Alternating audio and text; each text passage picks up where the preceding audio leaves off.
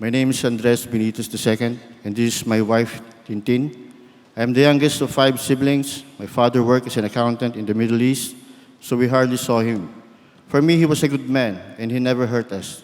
He was generous and provided for everything we needed. My mother worked as an elementary school teacher.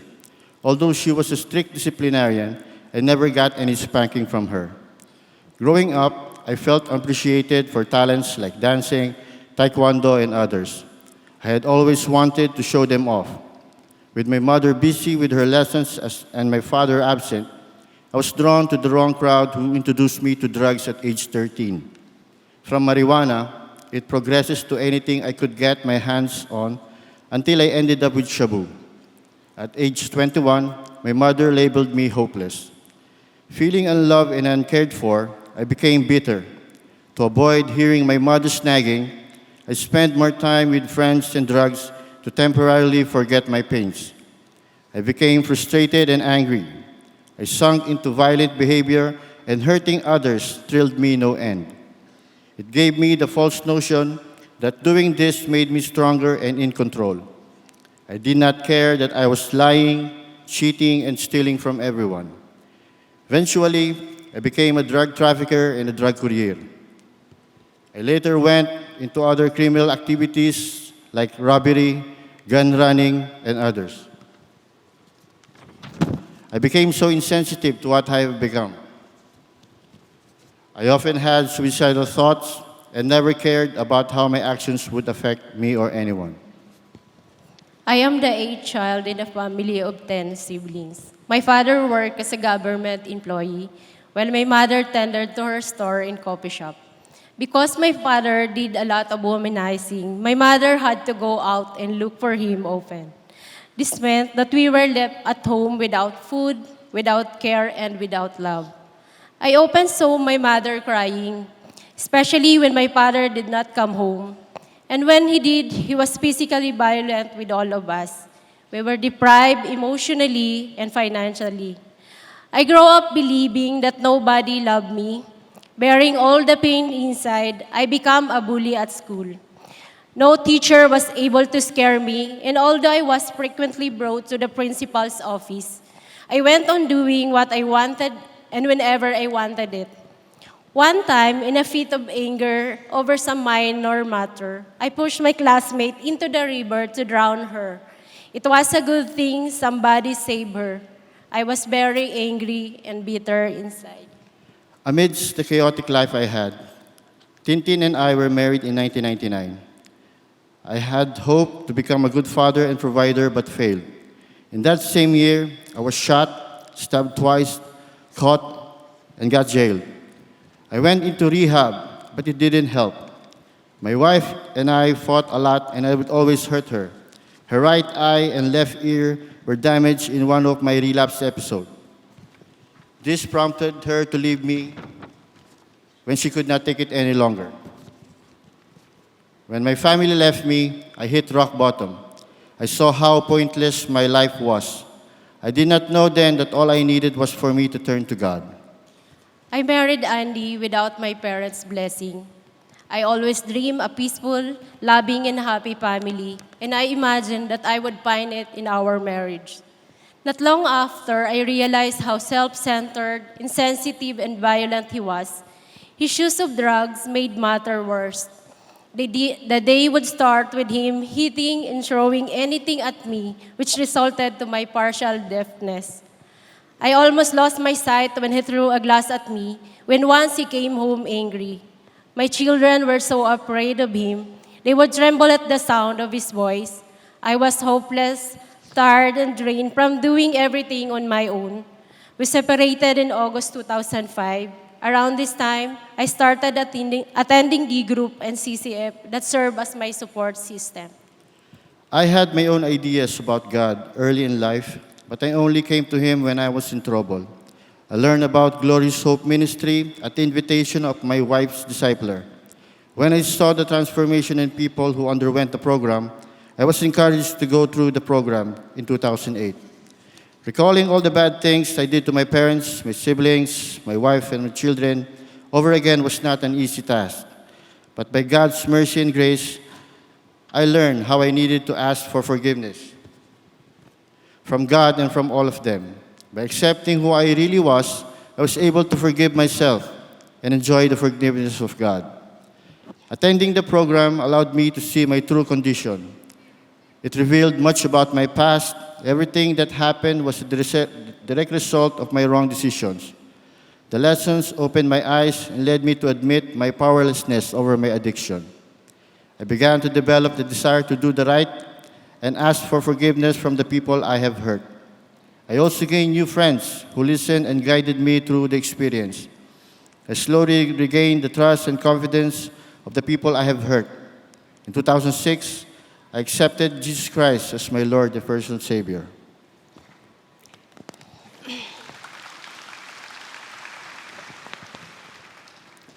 By God's grace, Andy and I got back together. Accompanying my husband in his journey to recover was one of the best decisions I have made in my life. I realized it was not only my husband who needed the changing. I realized how rebellious I had also been towards God by running my own life. I had been unforgiving and unloving towards others for what they did to me. I had also been self-centered all my life, and I have hurt a lot of people too. I live one day at a time. My wife now is my confidant, my ally, my best friend. She was the one who introduced me to God. He has also restored my relationship with my mother and sister.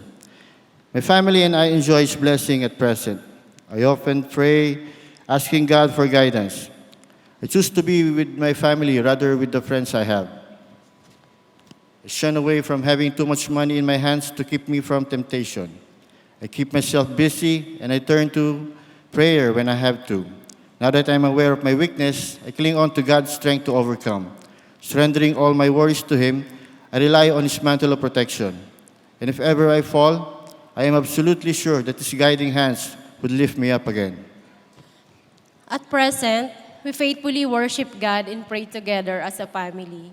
In our home, no one shout. I have seen complete transformation in my husband. Our relationship with our two children has become stronger.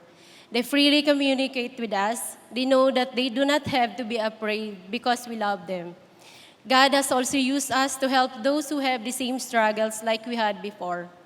Currently, we are accountable to our D groups. We attend Bible study fellowship and are also actively involved in the Glorious Hope Ministry, helping others overcome the same struggles that we experienced in the past. God is still working in our life. We have much to learn. Truly, nothing is impossible with God. All praise and glory to Him. Alam nyo, kung meron ho sa atin having some struggles po sa anumang bisyo, ay lapit nyo ho sa Panginoon Diyos. And praise God for the ministry of Glorious Hope. Pag-pray ho natin sila and puntahan nyo rin ho. If you want some help, punta ho kayo. Alam nyo ho, napakabuti ho ng Diyos sa atin. Ano ho? Magandang hapon muna ho sa inyo lahat. Pakibati nyo po inyong katabi na magandang hapon. Praise God, bago ho matuluyan ng tulog. Late na nga, tulog pa. Biro lang. Nakita ko kanina eh. Pero alam niyo ho, napakagandang lugar ho ito. Kanina po, nagbupuri ho tayo sa Panginoon Diyos. This morning, I had my quiet time at natapos ko na po yung Revelation for the third time for this year. And tuwan-tuwa po ako. Alam niyo kung bakit? Doon po sa Revelations, every one of them was praising the Lord as it almost, hindi nila inoorasan yung sarili. They kept on declaring God is holy. Talagang puring-puri sila sa Panginoon Diyos. And they were very enthusiastic. Kasi niisip-isip ko kagad, sabi ko, Lord, siguro, kaya ho kami ganito, parang we're excited to worship you through songs, through prayers. Siguro kasi dahil pinrepare nyo na kami, pagdating sa langit, ganun ang aming gagawin. Amen po? Kaya marami sa atin, alam nyo, tuwan-tuwa tayo pag nagpupuri tayo, nakakalimutan natin ang ating mga problema eh. Nakakalimutan natin yung ating kalagayan, nakakalimutan natin yung katabi natin. Talagang we are praising the Lord with all of our hearts. Alam nyo bakit nyo ginagawa yan? Because the Lord is preparing you for eternity. Amen? Kaya magtataka ho kayo, ba't yung iba parang walang kagana-ganang sumamba? Hindi ko hinuhusgahan yung kasama natin. Hindi sila yon, may sakit lang iba, hindi makagalaw yung kamay. Pero kung magtataka kayo bakit yung iba na parang hirap na hirap sila sumamba, maybe there's something else that they need to see. Ano po? They need a personal encounter with Jesus. Yun lang po ang isang panalangin po natin sa Panginoon Diyos. Ngayon, gusto ko lang po malaman, sino sa inyo narito for the first time? Sa kauna-unahang pagkakataon. Wow, praise God. Praise God. Welcome to CCF. Teka muna, titingnan ko lang ho. I think you are not Filipino, no? Now, I understand. Kawawa naman kayo. This is a Filipino service, na it's okay. Anyway, since this is your first time, so I would like to invite you after the service to visit our welcome room. So if you want to know more about CCF, what we're doing here, about our beliefs, our ministry, we have friends and we have brethren who are in the welcome room to explain to you. Okay? Now, if you will not understand my preaching a little later, just ask the person in front of you to interpret. Okay? Praise God. You are very much welcome here in CCF. Anyway, malikan ko lang ho kayo. Meron pa po? First timer? Wala na? Ayan, praise the Lord. Pasyal din ho kayo ho sa welcome room. Napakaganda ho. Meron ho kaming inihanda bagay para sa inyo dahil kayo po ay mahalaga sa amin. Now, isa lang po. Gusto ko kung kayo po ay narito, hindi naman kayo first timer, pero you want some counseling or you want some pieces of advice, you can also visit our welcome room. If you want some prayers, meron tayong mga kapatid to pray with you. Kaya inaanyayahan din namin kayo to visit that place. Okay po? Now, if you're not familiar with the place because this is your first time, just across the lobby, here on the second floor, andun na po, makikita nyo yung Welcome Center. Okay? Now, gusto ko lang po malaman, sino dito yung mga D-Group, D12 leaders? Meron po ba? Praise God, praise God. Palakpakan po natin sila. Praise God. Narinig niyo po kanina yung testimony that the D-Group leaders, the D-Group that they belong to, they help them to recover, they help them in their growth in their faith. At tinan niyo po yung pagbabago nangyari. Alam niyo po, laking ambag yan sa ating bayan. Isipin po ninyo yung nagbagong buhay, nabawasan ho ng kriminal sa mundo. Tama ba? Naintindihan po? Ayan. Kaya ho, ito ho, napakalaking bagay yung ginagawa ho ninyo, kayong mga D-group leaders. Dahil importante rin ho kayo, alam nyo po, mamaya ho, sa labas, meron ho tayong booth. Meron ho tayong booth.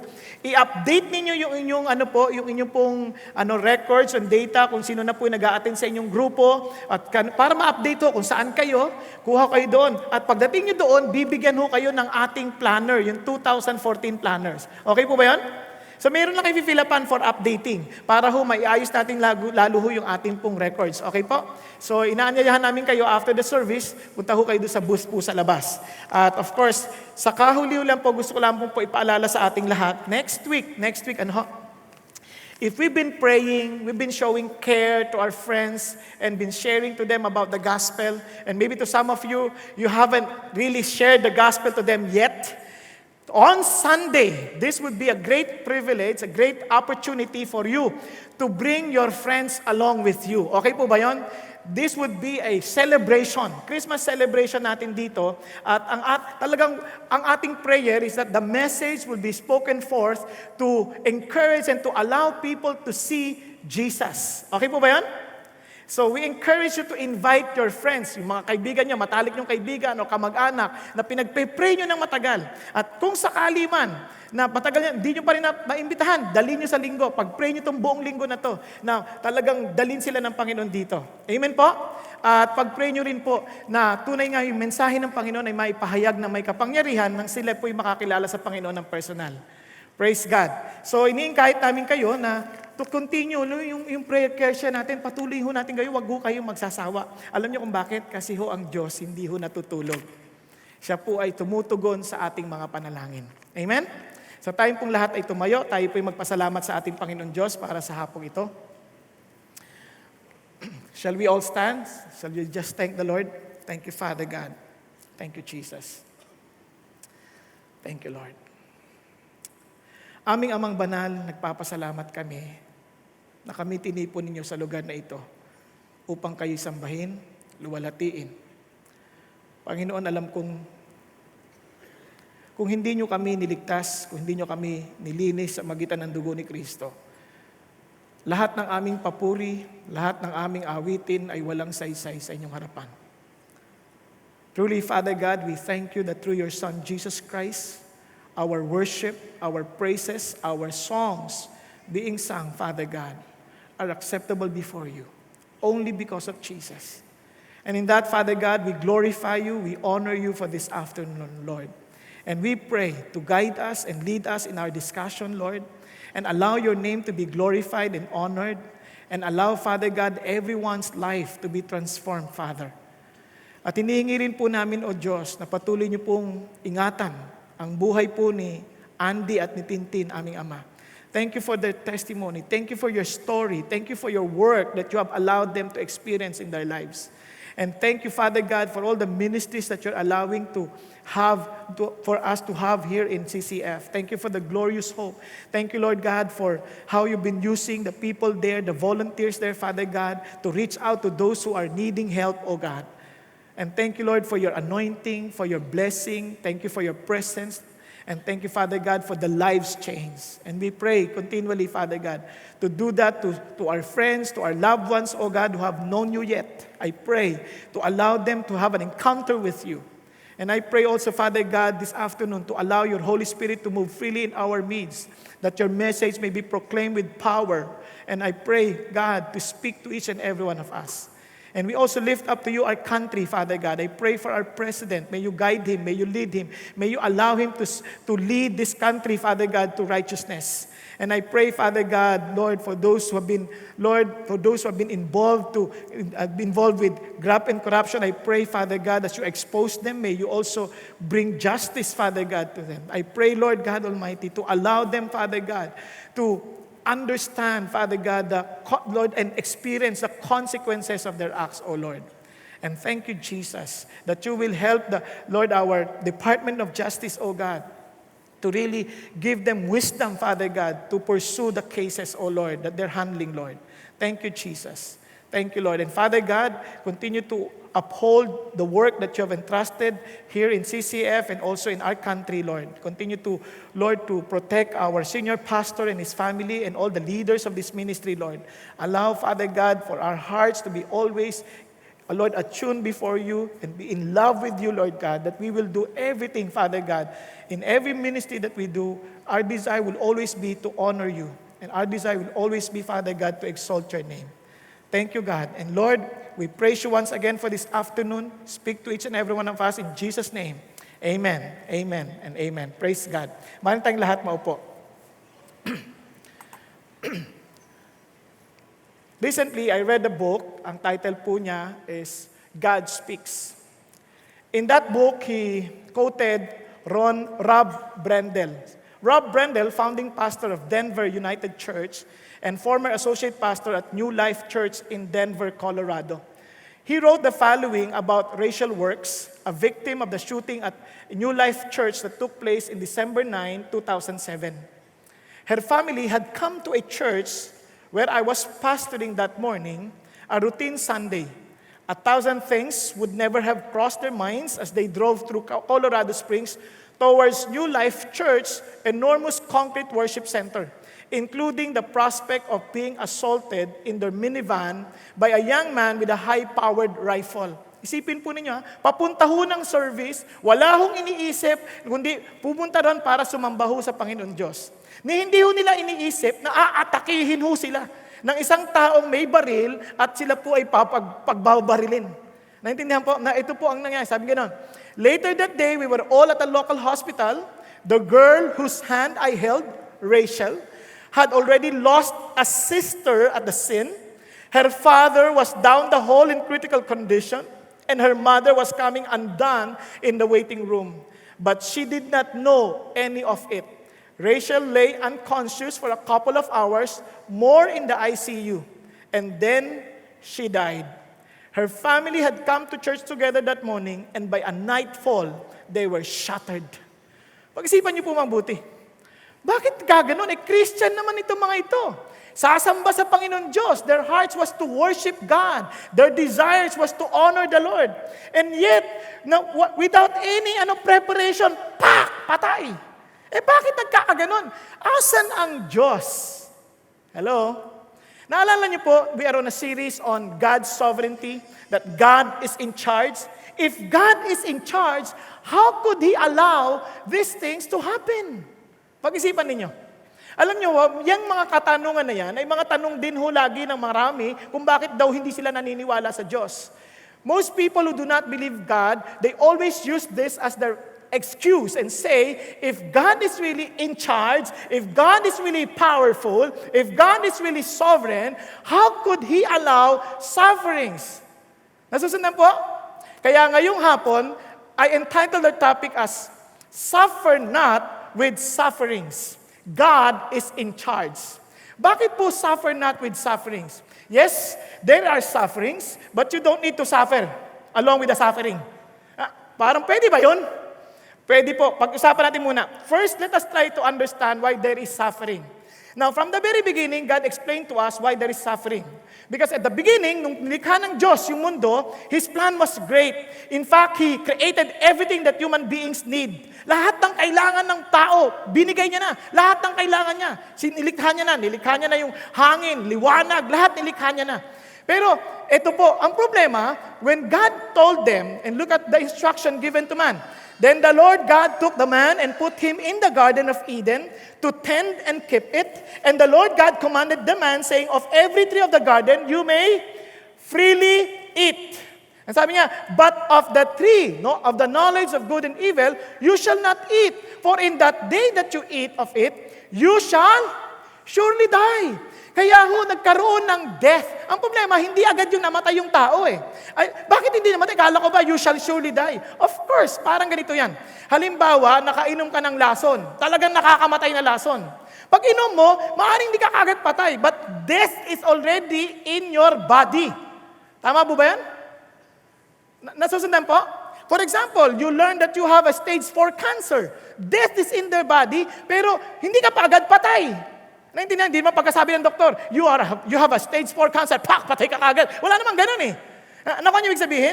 Hindi, walang automatic. Sabi niya, though death is already in your body, you are just waiting for yung finality of such death, pero nandyan na yan. Tama po? Now, dahil din po yan, tingnan niyo po ninyo. Ang sabi ng Bible, all have sinned and come short of the glory of God. So in other words, lahat tayo nagkasala. Since we are in a fallen state, pain and hurts can never be avoided. Bakit? Kunyari, may mga tao halimbawang na-involved sa drugs. Pag yan nag-isip ng hindi tama, mapipigilan mo ba kung saktan ka? Because we are on a fallen state, tayo rin ho, kahit papaano, kahit Christian na tayo, nakakasakit pa tayo paminsan-minsan, tama, mali. Pag-isipan niyo po, yung mga anak, minsan nasasaktan lang yung magulang nila, hindi na sinasadya yun. Pag sinabi ng magulang niya, anak, pakiayos mo na, nakita na, ano ka ba anak, ba't ka nagkakangoy-ngoy? Nakakasakit sa nanay yun ha? Nakakasakit ng loob sa magulang yun, tama, mali.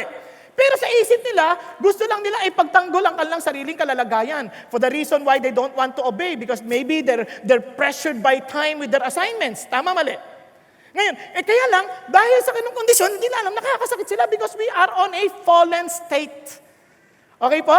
Kaya sabi ng Bible, ang kabayaran tuloy ng kasalanan is death. So anong ginawa ni Jesus Christ? Look at this. Sabi ni Jesus, and you know that He became a man so that He could take away our sins.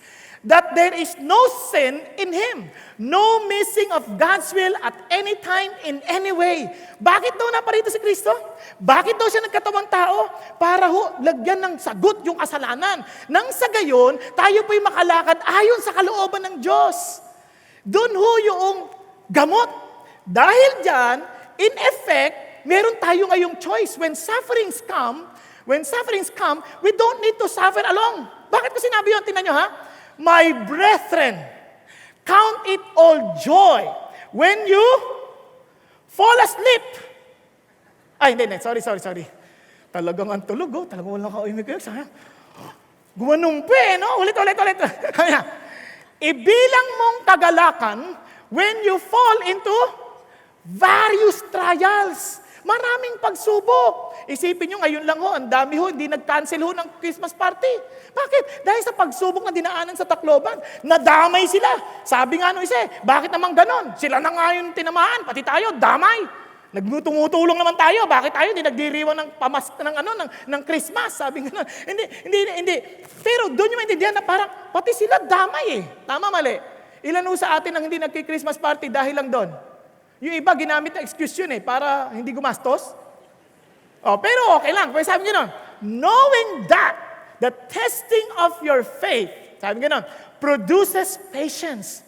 But let patience have its perfect work, that you may be perfect, complete, lacking in nothing. Ano sabi ng Diyos? Biruin mo, because of the work of Jesus, He teaches us now to have a choice with sufferings. Anong sabi? Pag merong pagsubok, count it all joy with, when you fall into various trials, count it all joy. Ano ibig sabihin yan? Matuwa ka. Kapag nagka-problema ka, paano? Kunyari, sabihin sa'yo, pagpasok mo sa opisina, uy, congratulations, tanggal ka na. Pag-isipan niyo, paano sabihin, natutuwa ka ba? Hallelujah! Tanggal na ako! Count it all joy. Sabi niya, ibilang mo. Ibig sabihin, talagang pag-iisipan mo, bakit ko kailangan ibilang itong kagalakan? Naalala ko tuloy, ngayon kasi panahon na to, di ba, taglamig. Madalas maraming ibon sa mga taga doon sa norte. Mga biyahe yan malayo. Isa sa mga ibon, medyo na-late na ng biyahe. Medyo maliit pa siya Lipad siyang ganun, pero habang lumilipad, naninigas na. Nagyayelo na Inabot, nalaglag. Boom! Paglaglag niya, nanginginig, ginawa. Di makalipad Mamayang konti, may dumaan na baka. Umipot sa kanya. Pag-ipot na gano'n, sabi niya, kung kayo yung ibon, sabi niya, ano ba naman to? Laglag na nga ako, iniputan pa ako. Pero alam niyo, nainitan siya. So nadidipros. Nung nainitan siya, parang nakagalaw na ulit. Ako, tuwan-tuwa. Kumanta ng kumanta. Tapos sabi niya, praise God! Diba? Mahawit pa siya. God is so good. Diba? All the time. Diba? Kantang-kanta. Tuwan-tuwa siya. Dahil natuwa siya, narinig nung pusa na merong kumakanta, sinundan. Sabi niya, nandun yun, naririnig. Hinalukay ngayon. Nakita yung ibon, kinain siya. So ano hong lesson? Bakit ko kinento yan? Alam nyo, hindi ko mo tinapunan ka ng dumi, kaaway na agad. Hanggat hindi mo alam yung buong larawan, maaring tulong pala sa yun. Tama, mali. Ngayon, hindi ko mo tinutulungan kang mabungkal doon sa dumi, kakampi mo na. Baka kainin ka.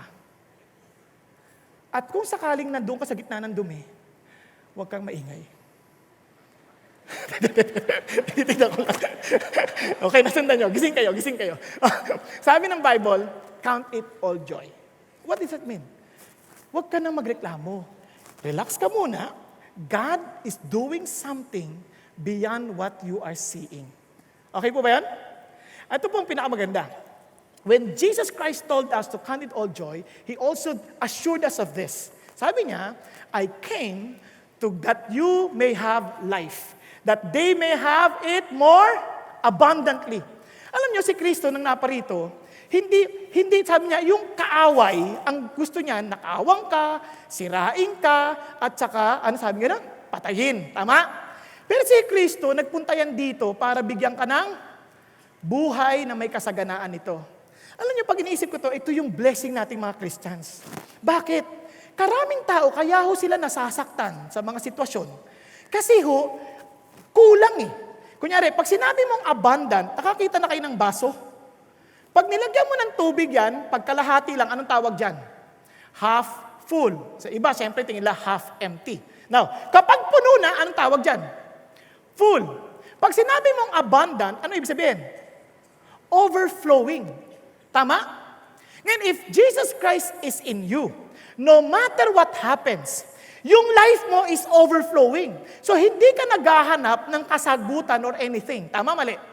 For example, kaya tayo nagrereklamo sa bahay, nagrereklamo sa asawa, kasi madalas, hindi natin totoong naiintindihan what it means to live a life with abundance. Lagi tayong may kulang. We're looking for happiness, we're looking for satisfaction from somebody else who have none, or maybe who also have not enough. Naunawaan? Kaya pag ang tao naghahanap ng kasiyahan sa ibang tao, naghahanap ng kasapatan sa ibang tao, kulang yun. But a person who has an abundant life, a person who has Jesus, ang kanya, in any situation, he is a contributor. Nagbibigay kasi overflowing eh. Sobra, bibigay ko pa sa isa, sobra to. Ito pa, sobra to, bibigay ko to sa iyo. Ito, sobra to, bibigay ko pa sa iyo. Kaya makikita nyo kaagad dyan, marami. Halimbawa, manliligaw, mag-aasawa. Bakit siya mag-aasawa? Dahil meron siyang bibigyan o babahagi niya yung buhay niya. Hindi. Kadalasan, ang hinahanap nila, para ako mapunan. Kaya, pag nag-asawa na, hanap siya ng hanap na mapupunan, kulang din yung isa, hahanapan din siya. Kaya, gulo ang inaabot. Kaya minsan yung suffering is not caused by, sarili nating kakulangan dahil nga walang abundance dito. But the moment Jesus Christ comes into your life, it will become overflowing. Kaya pansinin nyo, ano sabi ng mag-asawa? Ako pala may problema. Galing, no? Bihira yun. Kasi kadalasan may asawa, nakikita yung mali ng asawa. Tama ba? Ganyan. Tapos sabi, ngayon, nagbago siya. Ako pala ang dapat ding magbago. Nakuha natin, napupunan na siya. Nag-o-overflow na ngayon. Biro nyo, walang sigawan sa bahay. Ang sarap, no? Pakisabi mo sa katabi mo, di ba okay yun? Walang sigawan sa bahay? Kasi nakita ko sa maraming bahay ng Pilipino, sigawan eh. Nanghihiram na, perang ballpen! Ayan na! Salamat! Walang katahimikan man lang. Minsan sigawan. Yung nanay, sinisigawan yung anak, sinisigawan yung kapatid sinisigawan yung aso, lahat sigawan. Yung aso, sinisigawan yung pusa. Ganyan. Walang tigil na sigawan kasi puro kulang. Ngayon, paano natin ito i-apply? Wala tayong example eh. Ang bait ng Diyos, nagbigay siya ng example. Look at the words, ha? If you have an abundant life, in any situation, ito dapat ang reaksyon natin. Bakit? Sabi niya, kung talagang nandiyan siya, ito mangyayari sa'yo. I can now command you not to grumble against one another, brethren. Sabi niya, lest you be condemned. Sabi niya, behold, the judge is standing at the door. My brethren, sabi niya, the prophets who spoke in the name of the Lord. Sabi niya, as an example of suffering and patience. Sabi niya, binigyan ko na kayo in advance because God cares us so much. He knew His perfect plan that through Jesus Christ, we would have an abundant life. And sabi niya, here I will show you an example. My very servant, who also experienced trials, sufferings, and yet, instead of losing the joy of God, itong ginawa niya. He maintained his focus on Jesus. Ano sabi niya? Tingnan niyo. Indeed, we count them blessed who endured.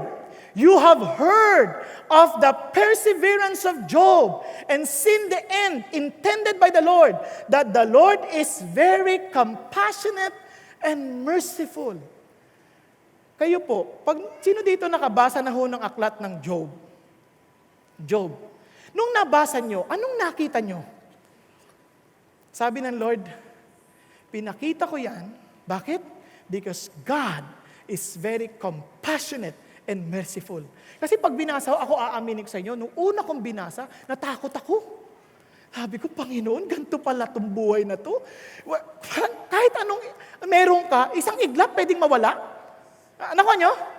Wala kayong pagmamalaki. Bigyan ko lang kayong background, no? Kasi para maintindihan nyo where I was coming from nung nabasa ko first time. Ako po ay laki sa hirap. Okay? Ngayon, dahil laki ako sa hirap, ang pangarap ko po yumaman. Okay po? Ngayon, nung nakaramdam ako ng yaman, alam niyo kung anong takot ko? Mawala. Ayoko nang bumalik sa hirap. Naintindihan natin? Kaya nung sinasabi ng Diyos sa akin, mag-full-time ako, sabi ko, Lord naman, wag naman. Diba? Takot ako, ayoko, no way, Lord, ayoko niyan. Tapos lalo mababasa ko, Lord, tatanggalin mo lang, ang hirap niyan, ayoko niyan. Pero alam niyo po, hindi kasi natin naintindihan eh. So when you read it again, there you will understand that God is compassionate and merciful. Why He did it. Nakuha ninyo? Why He allowed the life of Job to be written in the Bible so that we will have an example to follow. Doon natin maintindihan, tingnan nyo. Kasi tingnan nyo, how can we count joy? Kanina umaga, it was beautifully stressed by Pastor Peter. Sabi niya, hupo mone. O, sabi mo sa katabi mo, hupo mone. Para magulat siya. Kala niya tutulog siya, hupo mone. Hupo. Kala niya sinukulam na siya. Hindi, gising ka na. Ang lahat, hupo mone. Ano ibig sabihin ng hupo mone? God is sovereign. He is in charge. What does it mean? Yung word na hupo, meaning, ibig sabihin, you are under. Mone, remain. As in remain. As in persevere. In other words, hindi lang just to endure, but to have an optimistic expectation, not resignation. Sabi niya, we are waiting expectantly. Nakukuha natin? Yung bang, pag sinabi mo, Lord, teka, Lord, sige, alam ko, inalaw nyo to. You have a reason. Hindi mo pwede sabihin, ayoko na, sige, bahala ka na, kung ano gusto mo. Hindi ganon. Nandun ka, Lord, I remain. I still believe. I commit myself to you because I know you have a better plan. Yun ang ibig sabihin. Kasi kayo, ginamit din yung word na yan. Look at this. In Hebrews 12:2, fixing our eyes on Jesus, the author and the perfecter of our faith, who for the joy set before Him endured the cross. Paano na-endure ni Kristo yung cross? Kasi nga sabi niya, isipin nyo, maliligtas ko itong mga taong ito. The very people whom God loves, the Lord will save them. You know why when Jesus Christ was being crucified on the cross, it was so painful and yet He endured it. Why? He was thinking of you. He was thinking of me. He was thinking of the person beside you. Pag-isipan ninyo, anong pangalan ho ninyo? Ha? Son. Isipin niyo si Jesus, pinapako, pa! Si Son maliligtas, titisin kita, pa! With this son will be saved. O isipin nyo, ano pangalan nyo? Ha? Jeric. Parang artista, no? Jeric. Jeric, maliligtas. Can you imagine? I was just thinking, I was so encouraged when I heard that. Sabi ko, Lord, thank you that when you were being crucified, you were thinking of me. Tapos sabi niya, who for the joy set before Him, I will be with Bong. I will be with Jeric. I will be with Son. And put your name with it. I will be with you, sabi ni Jesus. And that was His joy. Our salvation. His joy was, He was expectantly seeing the effect of His death. Kaya nga sabi niya, who before Him, who pomone, the cross. Bakit? He was thinking of us, seeing the effect of His death to His people. Kaya sabi ng Bible, we are to do the same. It is an attitude of trust and positive anticipation about what God can and will do in the midst of suffering. God will accomplish something for you and for me when we are in the midst of suffering. Grabe, no? Excited ka ba? Yung iba sa atin, wala naman akong experience sa suffering. Huwag kang mag-alala, darating yon. Bakit? Ba't ko nasabi? No one is exempted from the storms of life. You see, if we take God's word seriously, we will overcome. Alam niyo, ang bait ng Diyos, He doesn't want us to be caught unaware and unprepared. He wants us to understand that there is a storm coming. Okay po ba yan? Bakit po? Kasi walang exempted. Kasi pag mali yung expectation natin, tiyak malulungkot tayo. Tiyak mag-iisip tayo ng masama, madidepress ang marami sa atin. Kasi marami sa atin, naisip nila, pag naging Christian ka na, wala ka ng problema. Pag naging Christian ka na, ay, ang sarap ng buhay. Talagang lagi kang aawit, lagi kang kakanta sa Panginoon. Yung victor's crown, hallelujah, di ba? Yung pag naging Christian ka na, hindi ka na magkakasakit, hindi ka na magkakaproblema. Pag naging Christian ka na, ilapit mo ang mga wallet ninyo at pagpapalain ng Diyos. Yun ang tingin ng maraming tao sa Christianity. Mali ka. Kaya pag hindi sinagot yung prayer mo, depressed. Ang sabi niya, Lord, ba't hindi mo sinasagot prayer ka? Depressed ako. Si Lord, hindi ako love. Ano ka nyo? Nagdadrive ka, iniisip mo, Lord, wala akong panggasolina, pero alam ko, katulad ng ginawa mo sa Tacloban, Panginoon, papaandarin mo, paaabutin mo ako ng Tugigaraw. Tapos pag nandun ka pa lang sa balitawak, tuk, tuk, tuk, tuk, tuk. Hindi sinagot ni Lord. Kasi nga mali ka nga Ano ka ba? Yung iba naman, baha. Naalala ko ng baha Sabi nung kapatiran, tatawid ako sa tubig na ito. Tulad ni Pedro. Pag pasok niya, lalim! Sabi ko, hindi ako lumabag ako. Sabi ko na nga ba't tingnan mo na. Kasi nga mali Teka muna, relax ka lang. May mga instances, gagawin ng Diyos yun. But not to everyone. But to all, this is the preparation that God wants us to have. Ang sabi ng Bible, therefore, whoever hears this saying of mine and does them, I will like him to a wise man who built his house on the rock, and the rain descended, and the floods came, and the winds blew, and beat on that house, and it did not fall, for it was founded on the rock. Sabi niya, but everyone who hears this saying, anong difference? You want to see whether the blessings of God is in you? Your house will remain standing when the storm comes. But it will come. Lahat tayo dadaan. Isang araw biglang may mamamatay sa atin.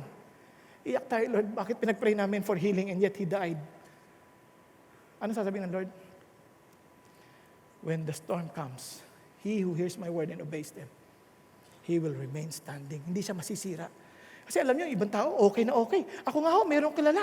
Ang tali-talino ho, ang dami na accomplishments, ang daming titulo. Nilagnat lang, trangkaso lang, bigay na. Sabi niya, kala ko hindi ako magkakasakit. Depressed, hindi na bumabangon, ayaw na pumasok. Meron pa ho, kahit na minsan, pastor na pag nakalimutan yung salita ng Diyos. Isa nga ho, meron pa isa, ayaw na rin mag-service. Sabi niya, ayoko na mag-service. Sabi, mag-base ka na. Sabi nung nanay niya, ayoko na talaga, hindi ko na kaya. Daming problema. Ano ka ba? Tumayo ka. Hindi kailangan. Sino magpe-preach? Ikaw yung pastor. Oo nga pala. Sabihin niya ganyan. Nakuha niyo po ibig sabihin? Kasi nga ho, nagkakamali. Akala nila walang bagyong darating eh. Sabi, biro mo pinagsisilbihan ko ang Diyos, ang tagal-tagal na. Tapos, ito lang ang mapapala ko. Ito lang mga problema, one after another. Ano ba yan? Hindi tama ata yan. Hindi kasi hindi ka prepared. But let me tell you this. Sabi ng Bible, no one is exempted. Paano natin natitiyak yan? Tingnan nyo. Kasi makita, balikan natin si Job. Sabi sa Job, there was a man in the land of Uz whose name was Job. And that man was blameless and upright and one who feared God and shunned evil. Look at the words. So anong klaseng tao si Job? He was a righteous man. He was blameless. He was upright. The one who feared God. Grabe, no? Si Lord nagsasabi ito. Sabi niya, and 7 sons and 3 daughters were born to him. Also, his possessions were 7,000 sheep, 3,000 camels, 500 yoke of oxen, 500 female donkeys, and very large household, so that this man was the greatest of all the people of the East. Ano ibig sabihin yan? Pinakamayaman sa silangan. At dami ng kayamanan. Naunawaan po? Ngayon, then the Lord said to Satan, have you considered my servant Job, that there is none like him on the earth, a blameless and upright man, one who fears God and shuns evil? Sino po nagde-describe kay Job sa binasa natin talata? Nasusundan niyo pa? Si God mismo. Can you imagine? God himself was saying, look at my servant Job.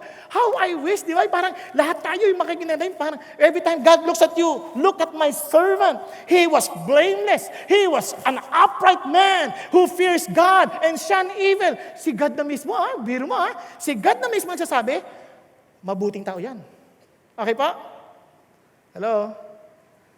Tingnan mo yung katabi mo. Subukan mo ikaw mag-describe sa kanya. Tulog. joke lang. Ginigising lang kita. Para mo ng awa. Ano ka ba? Naawa ako sa iyo, ha? Hindi. Tuloy tayo. Look at the words. So Satan answered the Lord and said, Does Job fear God for nothing? Have you not made a hedge around him? Diba? Tingnan niya, si Satan alam niya na pinuproteksyonan ng Diyos ang kanyang mga tao. Tama? Those who walk with him, pinuproteksyonan niya. He put a hedge of protection around his household, around all that he has on every side. Sabi niya, you have blessed the work of his hands, and his possessions have increased in the land. But now, stretch out your hand and touch all that he has, and he will surely cause you to your face. Ano siya sabi ni Satan? Kaya ka pinupuri ng taong yan. Bine-bless mo siya. Tingnan niyo ho mga tao ngayon. Most people, they come to God because they want blessing. Tama? Pero sabi si Satan, alam niya kagad yung isip ng tao Maraming tao susunod sa Diyos kasi bine-bless sila ng Diyos O kaya iniisip nila, i-bless ako ng Diyos kaya susunod ako sa Diyos. Pero sabi ng Lord, tuloy sabi ni Satan, subukan mo. Tanggalin mo lahat yung bantay, yung pagbabantay mo dyan kung hindi sumpain ka niyan. Nakuha ninyo? Ngayon, tanong lang, will you prove Satan right or wrong? Pag-isipan nyo. Ngayon, tingnan nyo. And the Lord said to Satan, dito ako tuntua kay God. He was so confident about his people. His sons, his real servants, God is so proud of them. Bakit? Sabi niya gano'n. Behold, all that he has is in your power. Sige, papayagan kita, Satan. Only, do not lay a hand on his person. So Satan went out from the presence of the Lord. Wow, this is something. Alam niyo po, ito huwag niyo kakalimutan. The reason why we all will suffer, we all have some form of sufferings from one time to another, or maybe, hindi sabay-sabay yan, di ba? Minsan pa nga, ang problema lang, marami, sabay-sabay. Ito, Pag-isipan niyo mabuti. Alam niyo kung bakit? Kasi may reality ng Satan eh. Ano sabi niya? Si Satan totoo. Satan is real. Naunawaan po. Mga sabihin niyo, nakakatakot. Hindi ka kailangan matakot kay Satan kasi alam niyo bakit? Si Satan, walang gagawin yan without God's permission. Okay? Kaya ako nagpasalamat sa Panginoon Diyos kasi tinuro niya rin sa ating manalangin, lead us not into temptation but deliver us from evil. Tama? So that kung natatakot ka, bauna ka nang mag-report kay Jesus. Sabi mo na, Lord, lead me not into temptation. But just in case you allow, deliver me not from evil. Nakukuha? Naintindihan po? Tuloy tayo. Sabi niya, kaya sabi ng Bible, look at the words. Tingnan niya, even Peter himself said this, be of sober spirit. Be on the alert. Your adversary, the devil, prowls around like a roaring lion, seeking someone to devour. Ingat tayo ha. Yes, Satan is real, but be very careful. Ang atake niya, di ba? He's seeking to devour. Yung word na yan is a hunting practice ng lion. Kasi ginaya sa lion eh. Ang lion, hahanapin niya yung prey nila. Tapos yung mga babae ang mga habol. Yung lalaki, magro-roar yan. Parang, kaya, di siyempre matatakot ngayon. Hindi niya alam, nakaabang pala yung mga babae, yung mga lioness. Naunawaan po?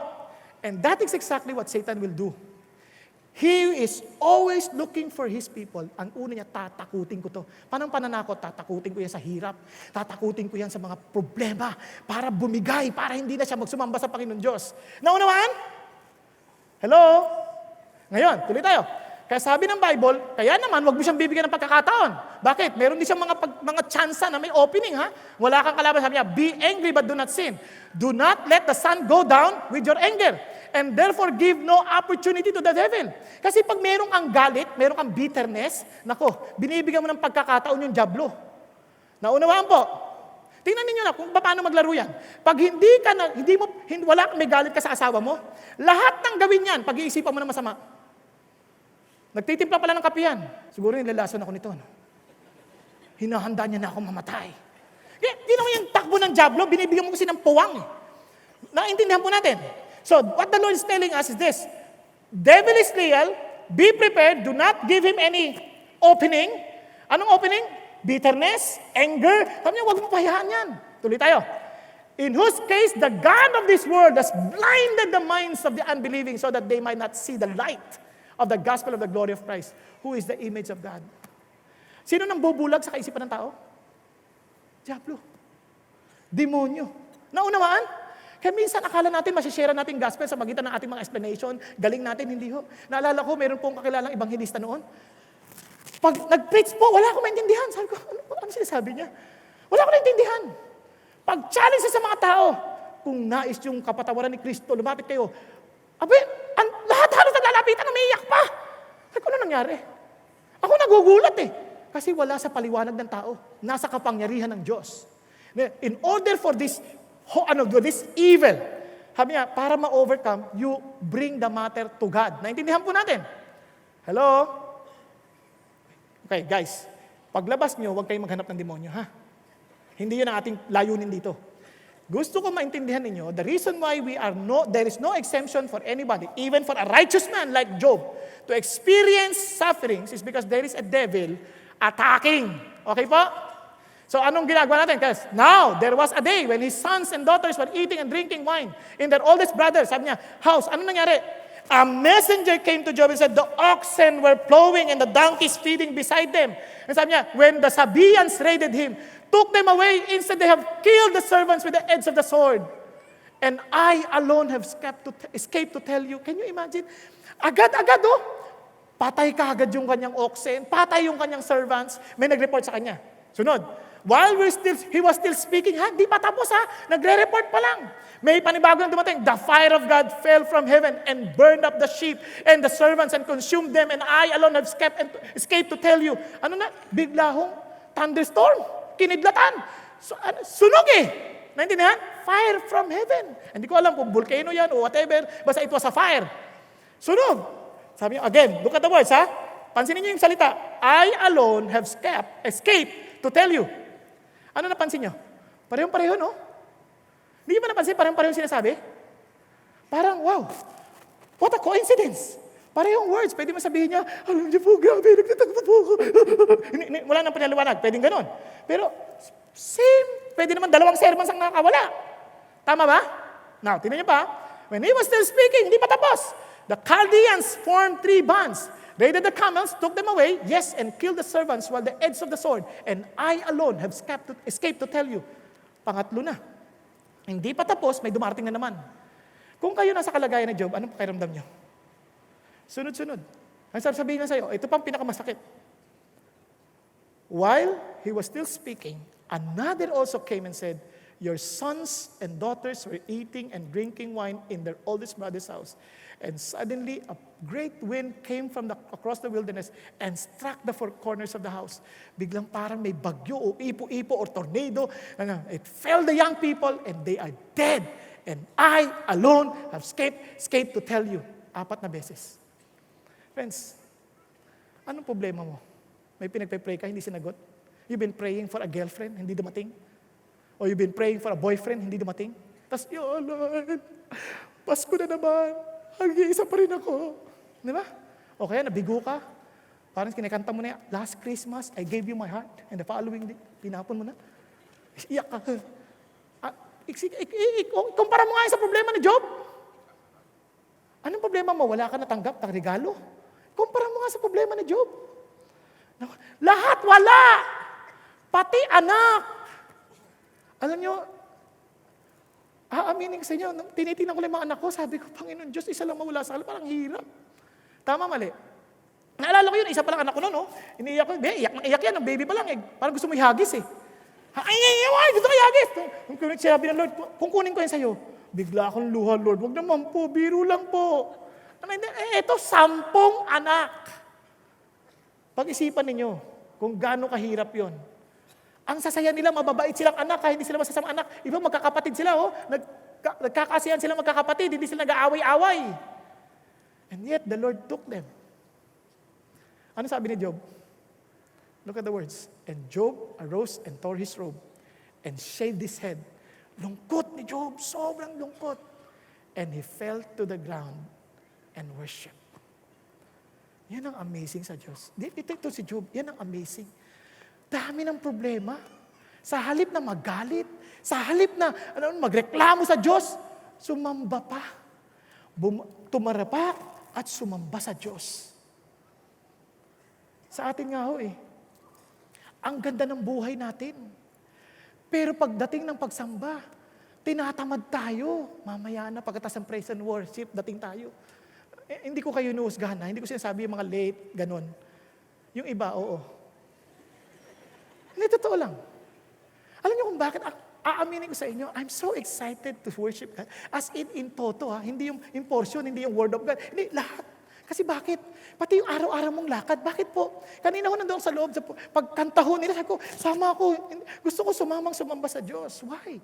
Ako nga walang problema. Si Job, daming problema. Sumasamba sa Diyos Ito yung tao who does not suffer in sufferings because he keeps his focus on God. Amen? Hello? Tayo nga nakaupo na, wala na yung focus sa Diyos Nakaupo na yan, nakaganyan na. Ang layo na Ang layo na ng isip. Can you imagine? Ito problema pero nasa Lord ng tutok Nasa Diyos lang ang tutok. Tayo nga nagdadrive lang tayo, meron lang mag-cut, nawawala na yung worship na sa Diyos Tama? Huwag ko kayo maglala, ako rin, ganun din.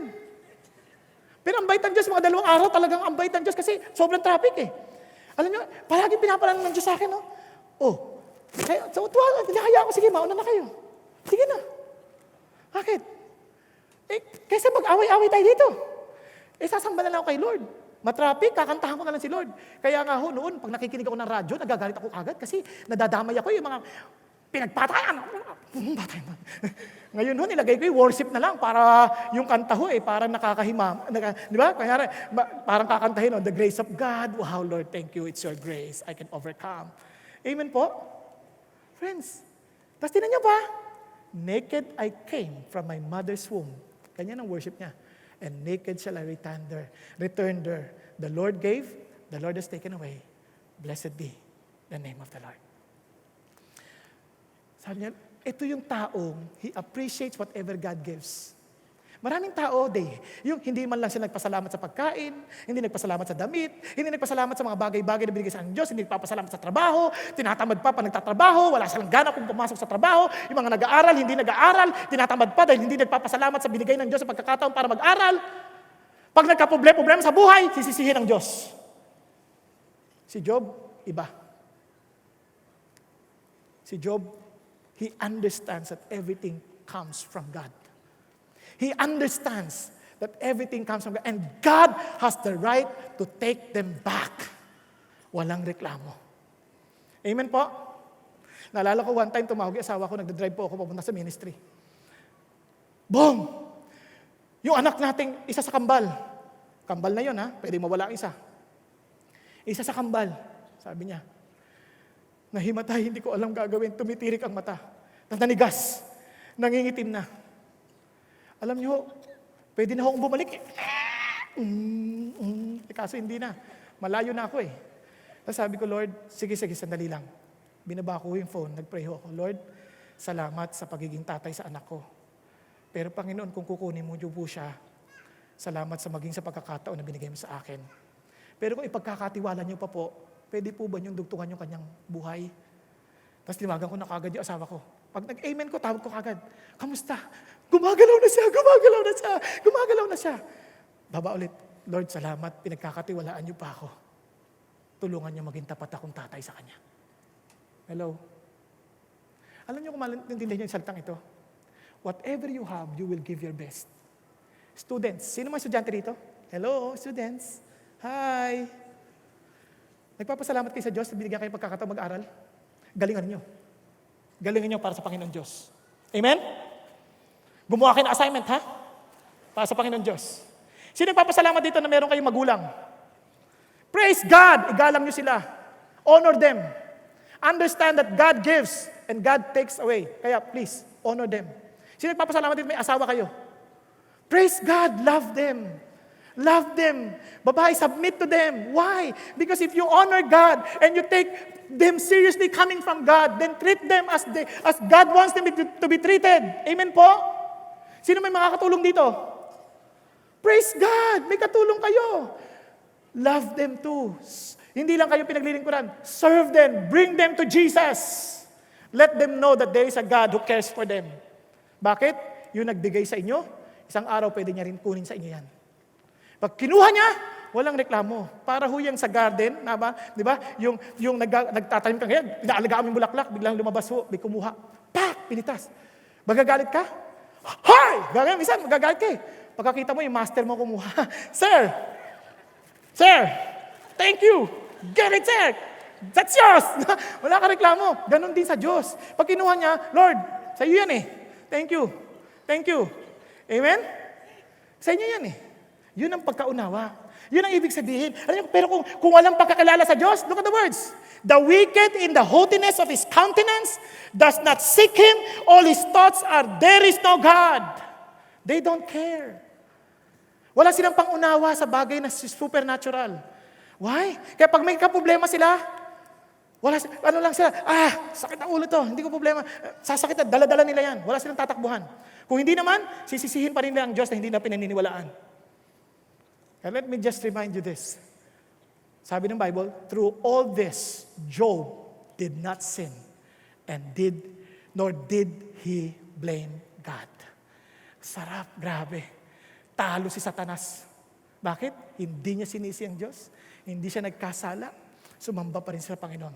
He suffers not on his sufferings. Amen? Let's continue.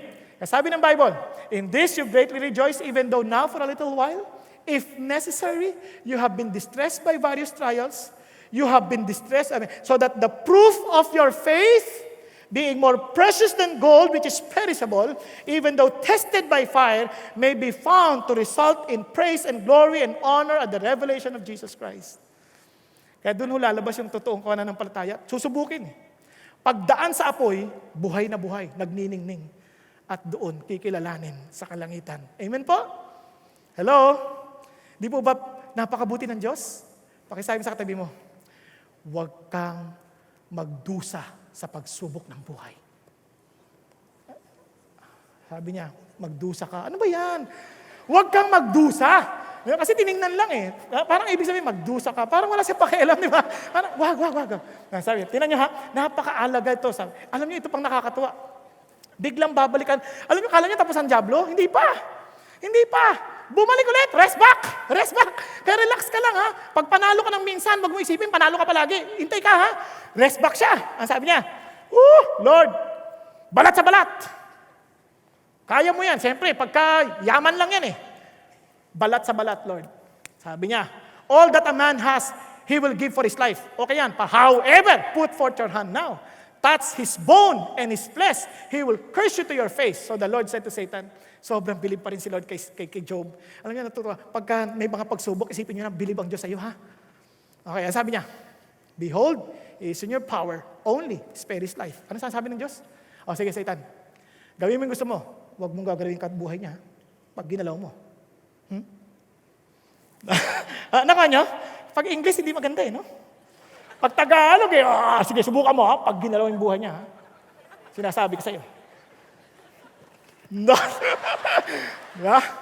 Over my throne. Ganun eh, no? Tuloy tayo. Then Satan went out from the presence of the Lord and smote Job with sore bolts. Wow, can you imagine? From sole of his foot to the crown of his head, he took a potsherd of scrape himself. Yung parang basag na ceramic, ginaganyan na sarili niya while he was sitting among the ashes. Ang hirap imaginein. Pero yung mula sa talampakan. Hindi ko alam kung ano itong boil na to. Kasi ayon lang sa kaya natin intindihin. Boil. Sa Tagalog ano yan? Pigsa. Isipin niyo may pigsa sa talampakan, punong-puno, walang malugaran. Pigsa sa buong katawan hanggang ulo. Ang hirap nun. Ako nga pimples lang noon eh. Hindi ko mapakali. Walang malugaran yung pimples sa mukha ko. Kaya tumabayan eh. Nagpantay-pantay na rin. Pero hindi biro ito Pigsa ito. Nakaranas na kayo mapigsa. Pag natin, ano ba? Sabi niya dito, wala na, hindi ka na makakilos buong katawan.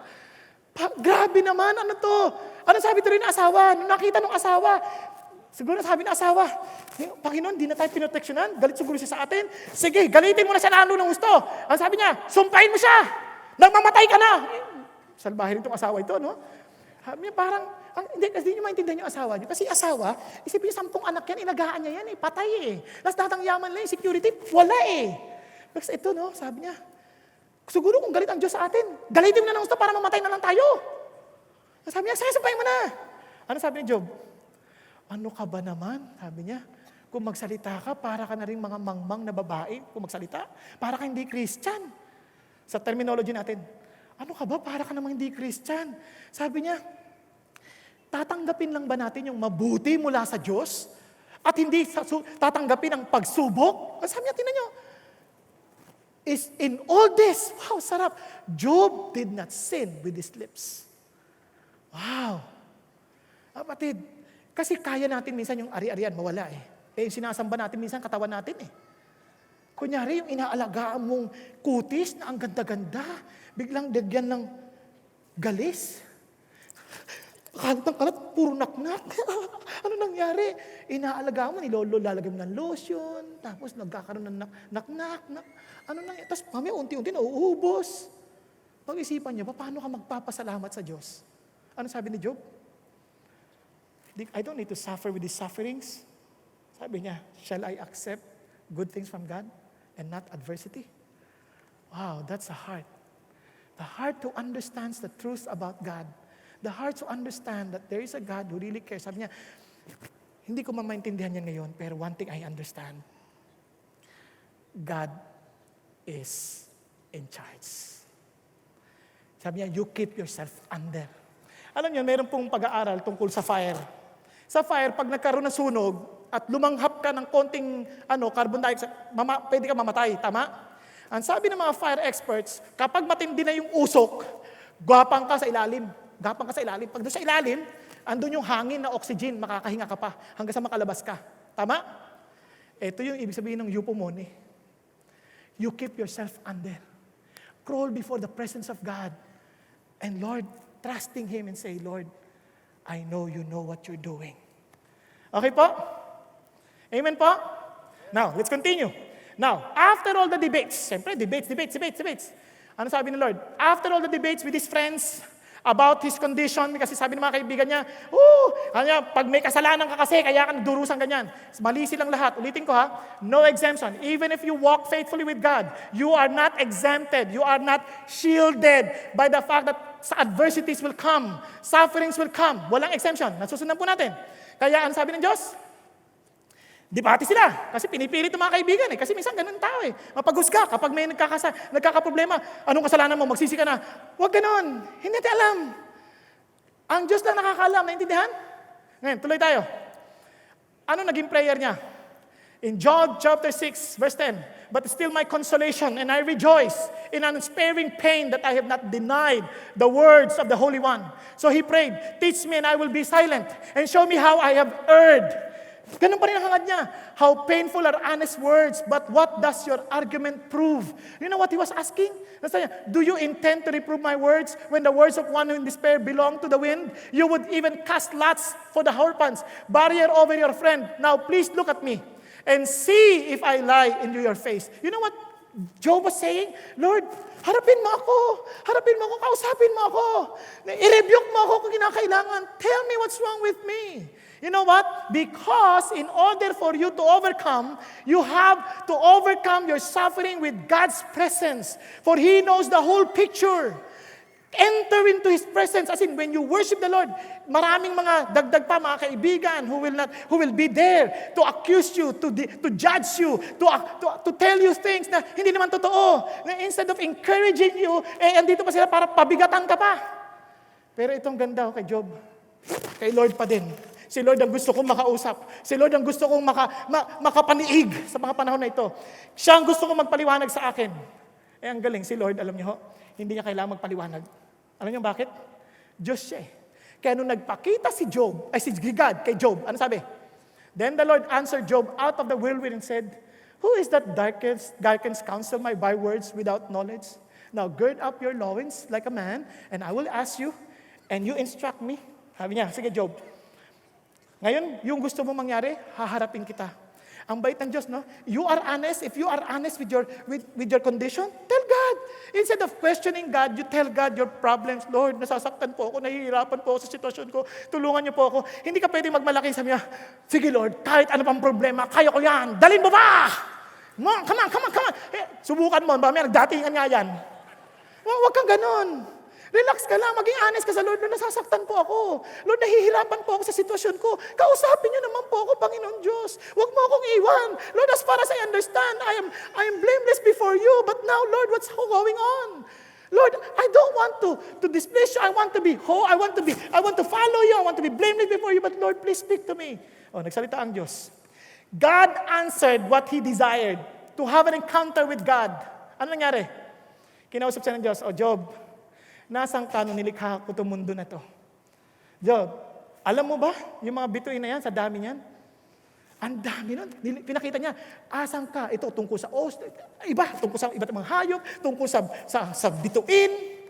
Ayun, hindi nagagap ng isip ni Job. At nung nakikita niya ang Diyos, look at the words. Tingnan si Job. Wala na siya nararamdaman na pain. Nakikita niya, nakikinig siya kay Lord. Ang daming chapters yan, from 38 to 42. Tuloy-tuloy siya sa salita ang Diyos, ha? Talagang si Job nakatulala na lang. Nakalimutan na yung pain. Kasi pag ang nakita mo na yung kaluwalhatian ng Diyos, ay nako, biglang nawawala yung pain sa pakiramdam, ang naisip na yung glory ng Diyos. Amen? Tingnan nyo ha, kaya ang sabi ni Job, and then Job answered the Lord and said, I know that you can do everything and that no purpose of yours can be withheld from you. You ask, who is this who hides counsel without knowledge? Therefore I have uttered what I did not understand, things too wonderful for me which I did not know. Listen, please, and let me speak, you said, and I will question you, and you shall answer me. I have heard of you by the hearing of the ear, but now my eyes sees you. Therefore, I abhor myself and repent in dust and ashes. Bigla siyang sisi. Lahat ng naiintindihan niya, lahat ng akala niyang alam niya, biglang burado. Sabi niya, Lord, your glory is so high, I cannot comprehend. Kaya Lord, forgive me. I repent in dust and ashes. Alam niyo, maraming dadating ang araw, tayo po mga tao na ang yayabang mo natin kung ano pinagsasabi natin laban sa Diyos, kung ano kine-question natin Diyos, we counsel God even in our prayers. Pag nakita natin siya ng harapan, then everything back. Bigla lang tayo magsisin, Lord, patawarin mo kami. But we just thank you that you have given your Son, Jesus Christ, to us. Amen? Hello? Alam nyo, ang pinaka-painful part sa buhay ni Job, nung panahon na nandun yung mga kaibigan niya, hindi niya makita si God. Ganon din ang pain ni Jesus Christ. When Jesus Christ was suffering on the cross, when He was being nailed on the cross, sabi niya, Father, forgive them for they do not know what they're doing. Andun pa rin siya. You know why? Because He said to His disciples, I am not alone. My Father is with me. With God in you, with God as with God in you, ito nakapa-assurance, you will never drown. Amen? Yes, there is suffering, waves after waves, but you'll not drown because you are Jesus with you. Amen po? At sabi niya, look at the words. At sabi niya, after the Lord had spoken these words to Job, and the Lord said to Eliphaz the Temanite, my wrath is aroused against you and your two friends, for you have not spoken of me what is right as my servant Job has. Grabe, no? Yung tatlong kaibigan hindi nagrepent eh. Puro mali ang pinagturo nilang theology. Ang sabi nila, hindi ka magkakasasaper, kung hindi ka nagkakasala, sabi ng Lord, buti pa si Job, naghingi ng tawad, Lord, patawarin ninyo ako, kayo hindi. Ano sabi ng Lord? Now, therefore, take for yourself 7 bulls, 7 rams, go up to my servant Job, and offer up for yourself a burnt offering, and my servant Job shall pray for you. Wow, si Job yung may sakit, si Job pa yung magpe-pray sa kanila. Naintindihan? Hello? Alam niyo bakit? Kasi kaharap niya na si God, no? Yung pain parang biglang nawala. Parang katulad kay Jesus, di ba naalala niyo? Kaya niya lahat eh. Pagdating na nung nahiwalay siya sa Panginoon Diyos, sa kanyang ama, dahil yung kasalanan nakat sa kanya, ano sabi niya? My God, why hast thou forsaken me? Hindi niya kaya. In pain for us to be separated from God. So when we are experiencing trials, sufferings, always be in God's presence. May problema ka? Huwag kang a-absent sa Bible study ninyo. Lalong kailangan mo yun. Amen po? Huwag kang hindi magpe-pray. Lalong kailangan mo yun. Huwag kang hindi makikinig ng message. Lalong kailangan mo yun. Huwag kang hindi ka magka-quiet time. Lalong kailangan mo yun. Because in His presence, you are being lifted up above your circumstances. Now, last, dahil wala na palang time, sorry. Sabi ng Lord, itong pinakamagandang paalala ng Lord sa atin. Last, trust God's full blessings as we persevere.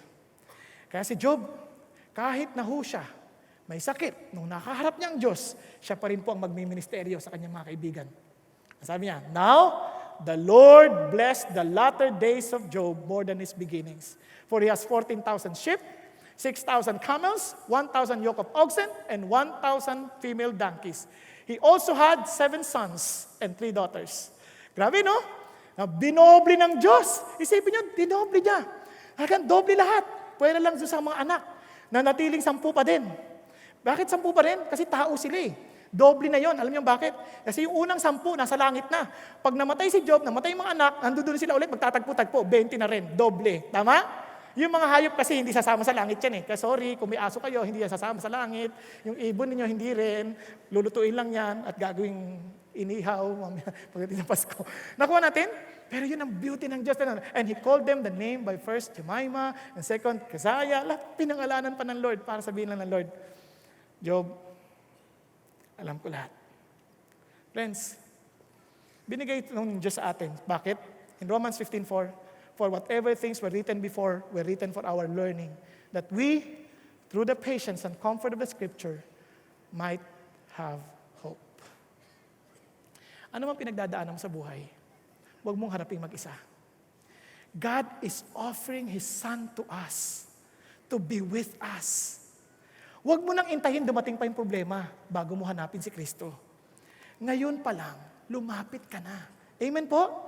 Ngayon pa, huwag mo nang intayin. Maraming tao, intayin pa yung malaking problema eh. Hindi, huwag mo nang intayin. Si Jesus is here for you. Naintindihan po natin. As He promised to give you abundant life, no matter what happens, it will overflow. Kaya katulad din ni Job, he ministered because he was overflowing upon seeing God, upon having encounter with God. And he ministered kahit may sakit siya, and the Lord healed him. And the Lord blessed him twice as much as he lost. Amen?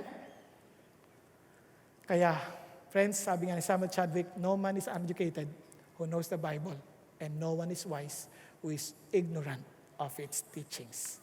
Saan ka kumakapit? Are you holding on to the truth of God or to your own reasons, analysis, wisdom? Pag-isipan niyo. I would like to end.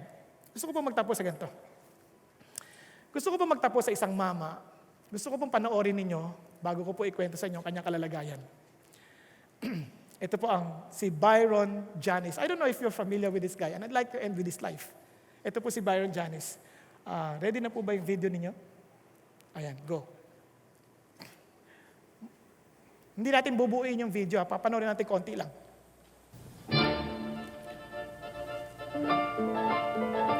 Panoorin niyo po siyang magpiano. Okay?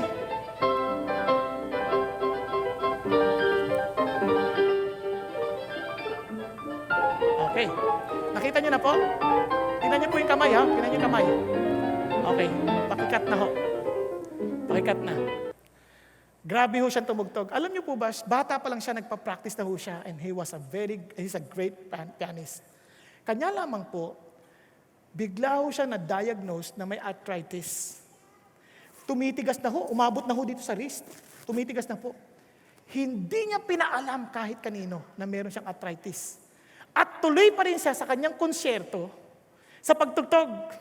Isipin niyo, nung napapanood niya yan, ma-arthritis na siya nun. Nanigas na yung kamay niya, sabi niya, inaral ko ng mabuti how to use my hands with this arthritis. And this was his words. I have arthritis, but it doesn't have me. Hello? You know what the Lord is telling us here? If Jesus is in you, He will shield your heart. Your bodies may not be shielded, your properties may not be shielded, but your hearts are surely shielded. Kaya sabi ng Bible, no temptation has overtaken you which is not common to men.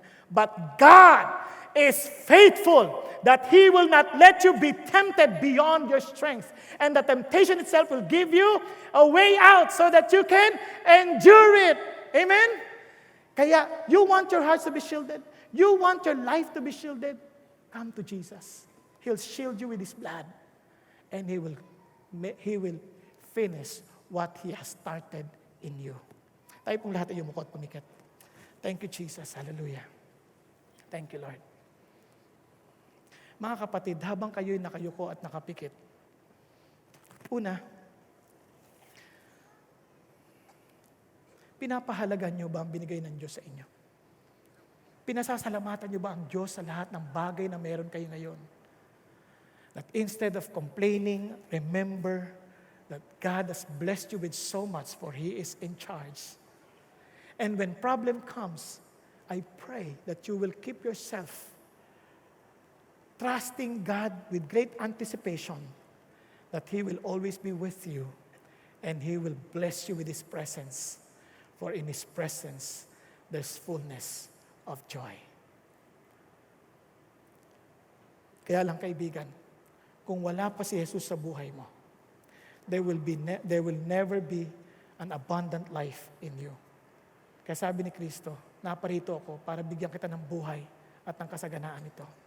Kapatid, gusto mong maselyuhan ang puso mo at masabihan at malagyan ng kapuspusan ng Diyos? Bakit di mo siya tanggapin ngayon?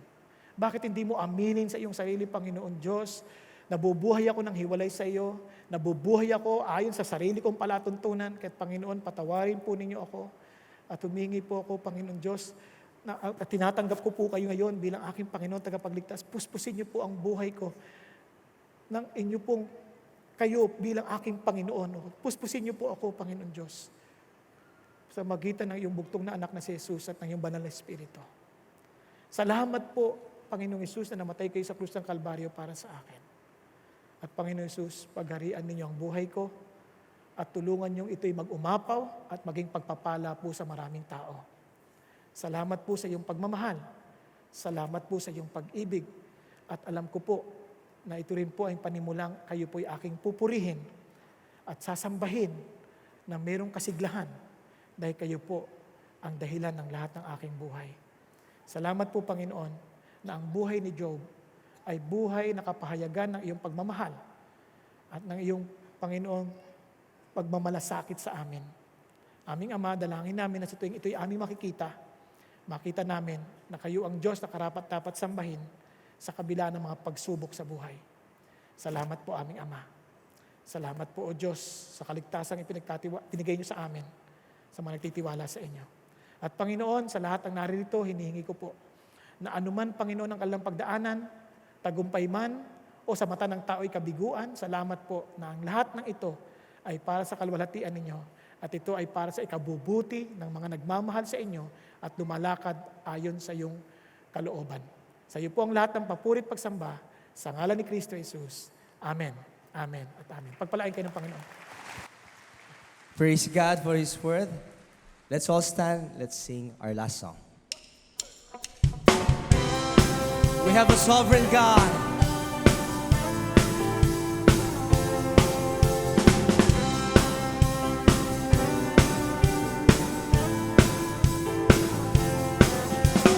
Here I am, I've come to find you. Here I am to see your grace,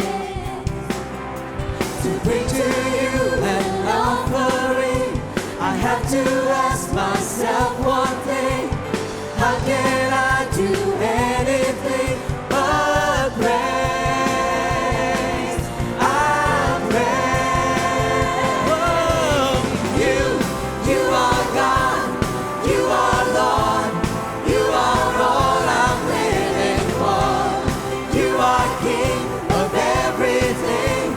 I want my life to praise you.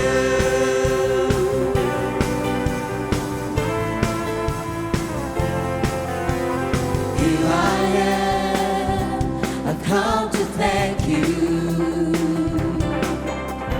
Here I am, a life you've changed. Because you gave your life for me, you crucified your son for me. How can I do anything but praise? I praise. Oh, you are God, you are Lord, you are all I'm living for. You are King of everything. I want my life to praise you. You are God, you are Lord, you are all I'm living for. You are King of everything. I want my life to praise you.